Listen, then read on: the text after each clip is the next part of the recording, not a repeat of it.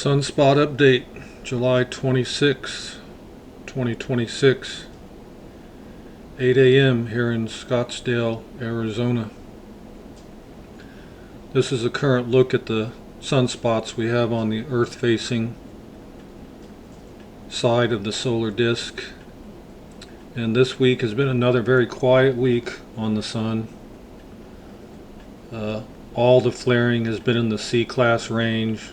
Several times we've dipped down into the B-class baseline. It's been a very quiet week on the sun. And you can see here we have 4493, which is about ready to depart for the other side. We have 4492, fairly large sunspot, but it has no complexity to it at all. It's been very quiet. We have 4494, which has a little bit of complexity, and it's thrown out a couple C flares in the last few days, nothing major. And we have 4496 here on the left. It's trying to develop some complexity as it moves in towards center disk, but it has also been fairly quiet. But I'd like to draw your attention to a couple new developments I saw this morning.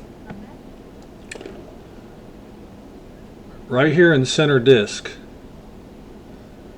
this is what was 4495, and a few days ago it dissipated and there was not even a sunspot visible, just very tiny one. And this chart right here is from earlier last night, probably about 5-6 hours ago. But I want to show you what this looks like right now.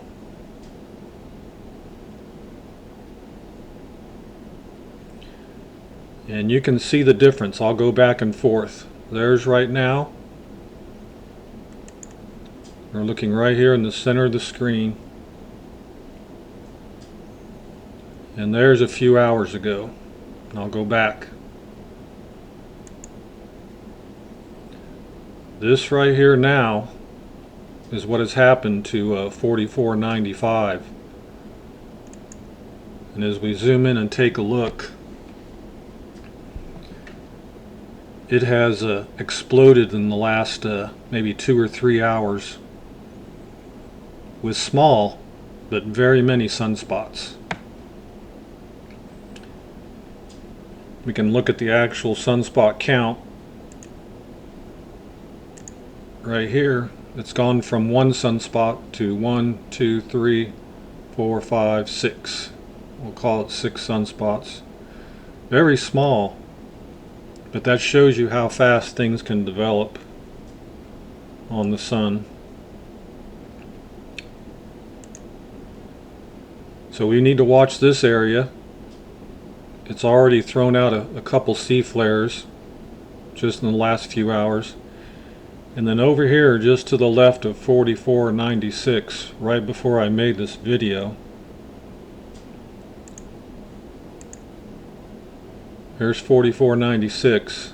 Right in here, I'm going to zoom in, and we have another sunspot forming. Another very small one, but you'll see this circular pattern. 4495 has it this morning, and this one has it this morning.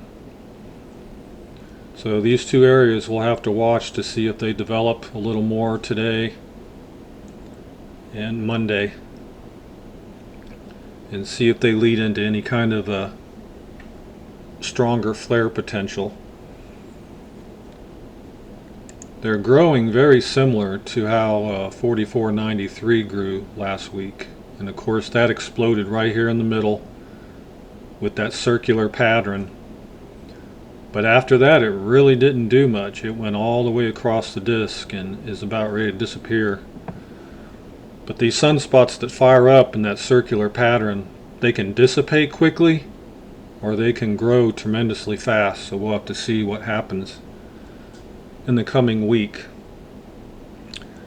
Now, discussing the coming week, there's been a lot of talk about the planetary alignment coming up on July 29, July 30th. So I pulled it up here on the screen. And you can see here we're going to have Jupiter, the Sun, the Earth, the Moon, and even Pluto, almost in a direct line. And then we're going to have Venus on one side and Mercury on the other. So you have a very symmetrical planetary alignment. And several of the popular geophysicists and space weather people on YouTube are suggesting this is going to lead to a solar outburst of some kind. Large sunspot, large solar flare, some kind of activity. I've been following solar activity and sunspots for many years, and I've seen similar alignments to this before. Occasionally there seems to be an uptick in activity. Most of the time the sun just carries on as normal, and a few times there's even dips in solar activity where the sun goes very quiet. So my opinion on this is just, I really have none. I have to leave that up for these other guys that think there's a connection. And this week, starting on the 29th, you can see here I have it on the 30th because I think the alignment is a little better on the 30th. But we'll see what happens. I mean, we've definitely got some sunspots Earth facing, and if they develop a little bit more, we could have some flares next week.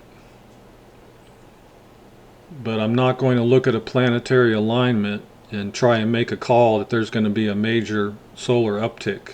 That is just not responsible in my opinion. And to end this update, we'll take a look, since we're talking about next week,